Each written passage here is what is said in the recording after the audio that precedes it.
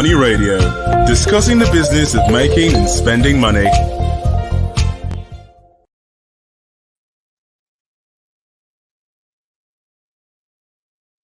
my pleasure to welcome you to Money Radio. This is the agribusiness segment of the program on Leadership TV. Today we are discussing a topic that says helping the agribusiness sector with adequate credit facilities to thrive. Helping agribusiness sector with adequate funding. Yes. With me in the studio to discuss the topic is Mr. Paul Uwadima, our in-house analyst. Mr. Paul, you're welcome to the program. Thank you for having me. And I'm your host, Case Hammond. Nigeria's agriculture sector has great potential. It's not that it's not thriving, but we say it has great potential because there are rooms. I wouldn't say there is room. There are rooms for massive expansion. One of those areas that require massive expansion, you agree with me, Mr. Paul, is credit facilities. But giving credit facilities to agribusiness is not a very easy thing, considering the fact that we have some financial issues, such as inflation that may clear off interest rates. So we are actually in a quandary. The agribusiness sub industry, I would call it, has the potential to thrive. There is need for credit facilities, but those credit facilities are in short supply, considering the fact that when you give out loans to agribusiness, interest rates may come to play, which may vitiate that opportunity. Mr. Paul, what do you have to say about that? Well, funding has always been a problem in the agricultural sector for a very long time. And this funding challenge is also as a result of the lack of interest by the government. The government itself has not prioritized agricultural funding. You and I are aware of the fact that our budgetary allocation to the agricultural sector has been abysmal at best because the Maputo Protocol or declaration, which required African countries to devote 10% of their annual budget to agriculture. We have not been able to do it for a very long time. Up to today, we have never had any government in Nigeria that has even put up to 5% of the annual budget. What is it right now? What President Muhammad Buhari has been oscillating between 2% to 3% This month. throughout the period he has been presenting budget. I think this budget is probably one of his last budgets. Perhaps maybe in 20, let's see, in the 2023 budget, he's going to make an amend. So Even if he does make an amendment, there wouldn't be anything in favor because that won't be his working budget. It's just something that's going to be on paper. Something that is going to leave behind for another president. Exactly. We only hope that the president that will come in will be agriculture friendly. Because let's give it to President Muhammad Buhari has done his best in taking agriculture to a level that this country has never been in. He has taken it to the level where we are today, the largest producer of rice in the continent and one of the largest producers in the world. If somebody had told anybody that in a few years, when this government entered in 2015, that in a few years' time we will overtake Egypt as Africa's largest rice producer, many wouldn't believe it, but it has happened. and it's an indication of what we can do if we are putting more effort. You can see that despite the putting only 3% of our annual budget to giving it to agriculture, we are still able to be the largest producer of rice in Africa. So you could have imagined what would have happened if we were able to fund agriculture better than we are doing presently. I agree with you. So that is one area that needs to be addressed. Government meeting the Mobutu Protocol declaration so that they can fund agriculture effectively. And then there is also the issue of, since we're talking about credit, the banking sector. Our banking sector, they are not for the Christmas. They are there to make profits. They have not been able to fund agriculture. They don't like investing in agriculture because of probably the risk involved. So they put high interest rates that also discourages agriculturists from even looking for loan facility from them, because a lot of farmers have become poorer as a result of the consequences of high interest rates being charged by banks, and the return on investment become an issue. Many farms are closed, creating unemployment, creating food scarcity, uh, depriving the country of raw materials that would have come from all those farms. So it is important that the country look at the process of making the commercial banks to give single digit interest loan to farmers, because that's the only way those who are in the agro business, both the farmers, both the SMEs. We have SMEs who are operating in the agri business. Yeah, yeah. And the SMEs are actually the engine room of any economy, whether it's in the developed country or in the developing country. The SMEs are the engine room of an economy. When an economy neglect that SME, where we are doing, we are likely to have high unemployment. If you look at the unemployment we are having today in this country, it's largely because many SMEs who are into agribusiness and the other sectors in the SME, they have failed. According to National Bureau of statistic data, 5 out of 10 SMEs they fail in this country. So That why is are they huge. failing? They are failing because getting credit becomes a big issue. Are you getting it? And you know that many of them, they started small.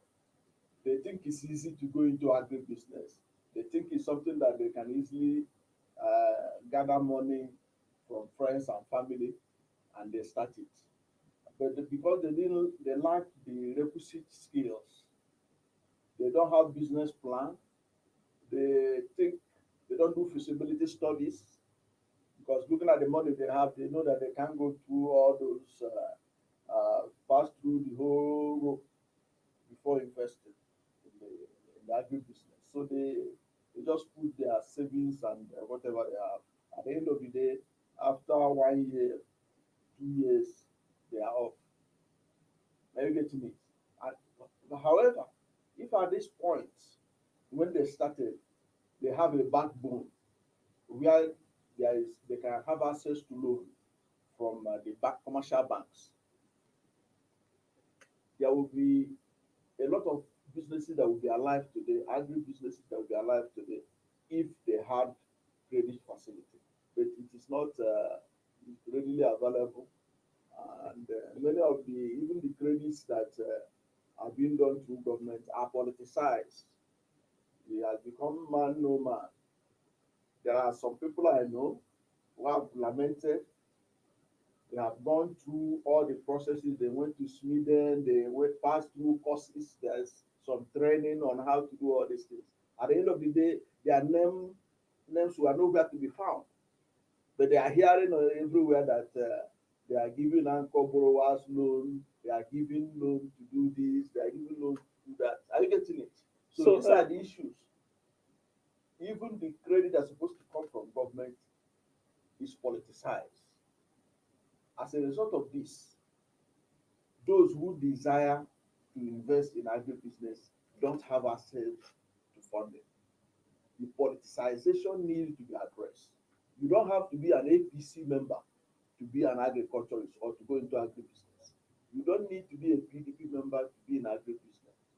So this issue of politicization, whereby Sweden and all these other organizations that are training people and that are facilitating access to uh, loan and other incentive for small scale businesses, especially in agribusiness, they should be able to do something that will uh, that that is very transparent. So the process is not transparent. It is hurting a lot of people. I know a lot of people who are complaining all over the country. They have gone to do all the things they say they should do.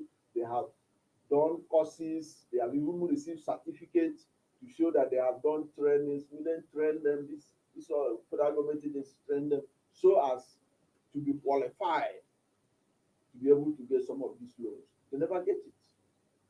So you see, what you have just espoused to us actually is a situation that I will say paints. You have painted a dire situation, really. Let's talk about the issue of subsidy, because when it comes to this issue of credit, I want to bring in subsidy here. Yeah. Largely, the federal government subsidizes fuel, but there are many of those people out there who argue that instead of subsidizing fuel, why don't you subsidize agriculture? Exactly. Why don't you subsidize that productive sector that will that will ensure that the bulk of the population benefits? Because when you subsidize agriculture, for example, which is common in the West, I can assure you, Mr. Paul, that All over the world. It's not just all over the world, the amount of subsidy, I read one report, the amount of subsidy on one cow in either the United States of America or Europe, the amount of subsidy on one cow is more than what you and I, as individuals in the developing world, actually receive. You understand? So more money is actually expended or invested on a cow than what is invested on you and I who live in developing nations. That is bad. Well, I wouldn't say that is bad. They have money and they have priorities in the West. So that priority is in agriculture. Here we have chosen to subsidize fuel, and there's that argument that it's the rich that benefit from fuel subsidy because they consume the bulk of it.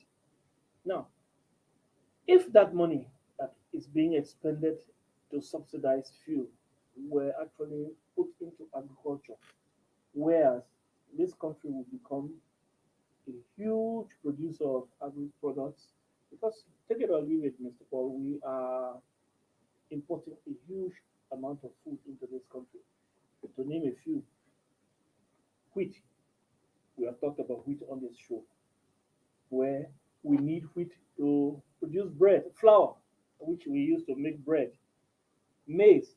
The price of maize right now in the country, if you look at National Economy newspaper today, is talking about the price of eggs going up because of the price of chicken feed. And much of what we use to feed our chickens with is maize. We are not producing enough in this country. Palm oil, I continue to mention that in 2019, Nigeria imported palm oil into this country to the tune of $199 million.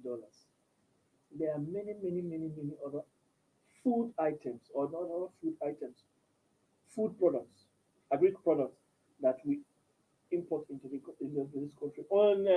Even until recently, that the Dangote uh, fertilizer plant came on board, we have been importing fertilizer into this country. So if all of that money that is being expended on fuel subsidy were put into agriculture subsidy, so that these our farmers will get good amount of credit and have increased production of food, what will happen? Let's take a short break. When we come back, I will tackle you with those questions, Mr. Paul. Stay tuned, good people out there, until we come back from this short break.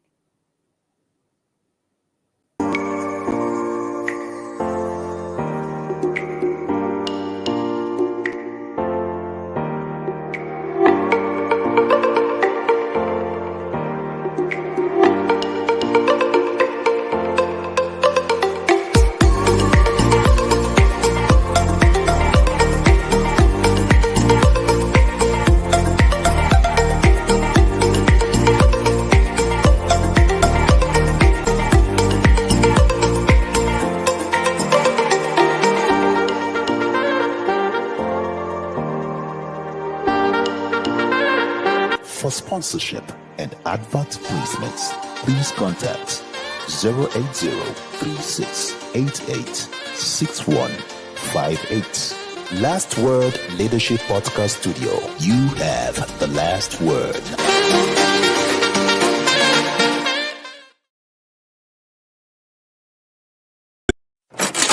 Money Radio, discussing the business of making and spending money. Welcome back, viewers. You're still on to Money Radio, and this is the agribusiness segment of the program. And we are discussing tax credit. Sorry, not tax credit, credit facilities to our farmers for agricultural business to thrive. And Mr. Paul, just before we went on that break, we were talking about how subsidies can be diverted from fuel to agriculture. What is your comment? You are very correct about the need to subsidize the agricultural sector, or turning the funding, the credits as a subsidy, which is a normal practice in many parts of the world. The United States government subsidize agriculture hugely. Israel does the same. China, in other climes, that's what they do. Now, if you look at our subsidy regime in the petroleum sector, the subsidy sector is riddled with a lot of corruption. The corruption is so huge that even those who are paying it, they knew that the country is being shortchanged at every round of subsidy payment. Because even the amount they claim that Nigerians consume as well is doubtful. That being said, even if for nothing else, because of corruption in the petroleum subsidy, we need to stop subsidizing it. But we cannot stop it unless we come up with a strategy of transferring the subsidy to the real sector, to the real people that need it, like the agricultural sector. Because if you put this subsidy money that we are spending on petroleum and you transfer it to the farmers or to those in agribusiness or in SME sector generally, you will discover that this country will notice a remarkable improvement in the economy. Because the SMEs that operate in this agribusiness and in the other sectors, they are the engine room of Nigerian economy. They employ over 80% of Nigerians, the SMEs, whether it is the agribusiness, whether it's in the other manufacturing sector, they constitute over 80% of employment in Nigeria, especially outside agriculture, where farming has become is the main employer of the country. So SMEs, they are very key. So if you subsidize them, for example, you were able to subsidize the equipment that farmers need to preserve their harvest. You subsidize equipment they need to add value to agricultural produce. If you do all those, you will help to generate thousands of jobs in this country. That is, and you will see the result practical. You see the result practical. The way we have seen, you can see the money that we have put on the government has put on the anchor growers. You can feel the impact. You can. I can't remember the last time I ate foreign rice. Yeah, local So rice is delicious. many people have access to local rice, and you may disagree with me, but the truth is that I feel better. Many Nigerians feel more better eating this our local rice than the foreign rice, because these are practical things. They put money inside it, and we are seeing the result. I believe that if the federal government subsidize agribusiness through in form of subsidizing the equipment, the agri inputs, help them in the process of marketing, help them in process of export, because all the things that they require to make agri produce from Nigeria to be acceptable in the European Union, in the United States, and in other countries that have set standard on the kind of goods that can come into their country. If government subsidize the sector, they will be able to buy the necessary equipment, facility, seedlings, and all whatnot to be able to meet this demand. So I support wholeheartedly subsidizing agriculture instead of subsidizing the corruption-ridden fuel. Yeah, and besides that, subsidizing agriculture products, subsidizing the agriculture industry. Let me put it that way. Totally. Because even in the process of, one of the challenges people face also in this country is when you talk about large scale farming, which is the right way to Mechanized, go, yeah. mechanized farming, you find out that not many Nigerians have access to large farmland. They don't have access to land. Even some people, their land inheritance from their community is not enough for them to Yes. go into this kind of large scale farming. So the process of land acquisition for farming should also be subsidized, Exactly. because that is the one of the key things that need to be done. Having said Having that, access to land. yes, that's right. Having said that, Mr. Paul, subsidizing agriculture would make Nigeria or Nigerian farmers more competitive. You notice that agriculture products that come from outside of the country, let me take the typical example, rice. Rice from outside, well, in parts of the country, it's cheaper, although not in every part, but in parts of the country, rice from outside is cheaper. And it's primarily because those products are subsidized from where they are coming from. So to make Nigeria, we all talk about consuming Nigerian rice. Nigerian rice is actually more, it's healthier. It's healthier, it's more nutritious, it's good to eat. I can assure you because I've had that experience. And people want to consume Nigerian rice, but sometimes they consume, they complain that it's more expensive.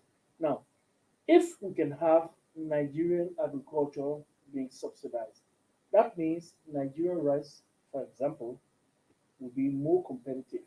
More competitive. Even at home, Nigeria yes. wheat will be more competitive because Nigeria will be able to produce more wheat. It will not be vulnerable to the existential threats that we have of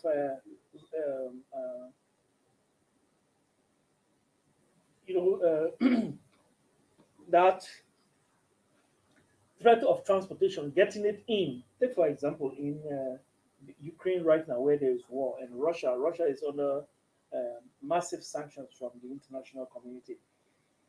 Getting those products from Russia or Ukraine right now is a dream because which comes from Ukraine or Russia, it's those countries are in trouble right now, and as a result of that, the wheat we have from outside is actually scarce, and as a result, more expensive. If we're producing enough wheat into this in this country, we'll be agriculturally at least food secure. We'll be food secure, and wouldn't be subjected to the shocks from outside. Yes, external shocks. We wouldn't be subjected to all of that. And in a way, the economy will be more stable. There will be more price stability. Because the major thing you need to run an economy or to get a population, to have a population secure is having enough food and health. Other things can be managed. But once the population is not producing enough food, which the population may depend on from outside, you make the population vulnerable. And once the population is vulnerable, we have a threat there. And we have You have insecurity. a point. But Yeah. if we had enough food in the country, of course, those threats wouldn't be there. We'll have enough to eat. And these external shocks, which impact the local currency, will be minimized. I can assure you that. That's common economics. Yeah. So there is need to actually divert these subsidies from. Yeah. Yes. Yeah, because if the reason why even the local rice is not very cheap compared to the foreign rice is because of lack of subsidy enough Yeah. in the sector. Because that's why